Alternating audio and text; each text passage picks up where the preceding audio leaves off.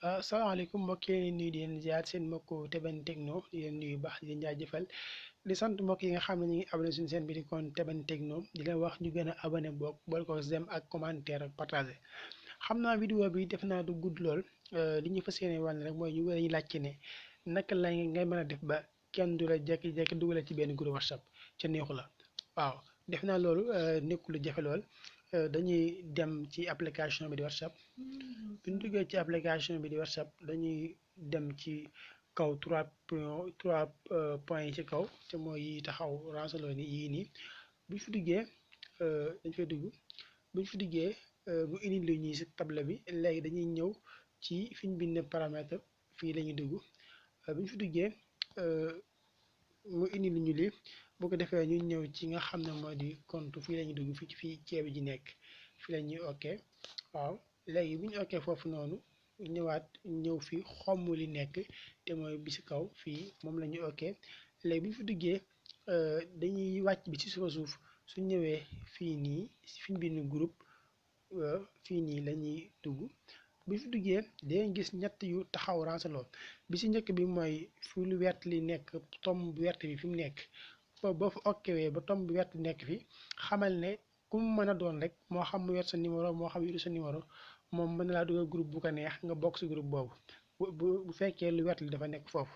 bu fekkee dafa nekk ci deuxième bi te mooy fii nii nga xam ne kon kenn dong mooy ki nga xam ne moo la mën a dugal ci groupe bi te mooy ki nga xam ne moo yor sa contact waaw yor sa numéro daal kooku mën na laa dugal ci groupe bi mais bu fekkee nekku sa contact nga yor numéro am kooku du la mën a dugal waaw bu fekkee foofu la nekk su fekkee nag bi mujj ci la nekk te mooy bi mooy mes contacts su garde te mooy bi mujj bi ci suuf léegi bii nii nga xam ne ak ku mu mën a doon rek moo xam yor na sa numéro moo xam yor sa numéro du la mën a dugal ci benn groupe fekk yow neexu la maanaam dalay dugal ci benn groupe du jàll faaw moom dalay envoyé message wax la dama laa bëgg a dugal ci benn groupe bu ko defee yow nga dugg ci biir fii nii waaw boo duggee fii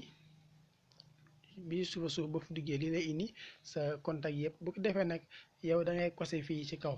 fii nii fii ngay kose bu ko defee lépp day maase nekk lépp ngay maase kose léegi boo kose fii ñii ñëpp nag kenn du la ci mën a dugal ci benn groupe waaw ak moo xam yor na sa numéro moo xam yor sa numéro tamit d'abord léegi boo kose foofu ba pare nag li am solo mooy koo bëgg mu dugal la par exemple comme Moussa Gueye mii dama bëgg a dugal ci benn groupe dugut léegi mu wax ma ko damay ñëw dindi fii nii su ma ñëwee dindi fii xam na kon fii dañ na fii amul benn luus lu fa nekk léegi ma xam ne kon su àggee su ma dugalee ma dugg bu fekkee nag moom bëgg mu dugal ma tamit d'abord moom damay kose foofu bu ko defee kenn du la mën a dugal ci benn groupe WhatsApp kon moo kii jaa ngeen jëf ak seen mbokku Teben Techno ak yéen ci beneen vidéo salaamaaleykum wa rahmatullaahi wa barakaatuh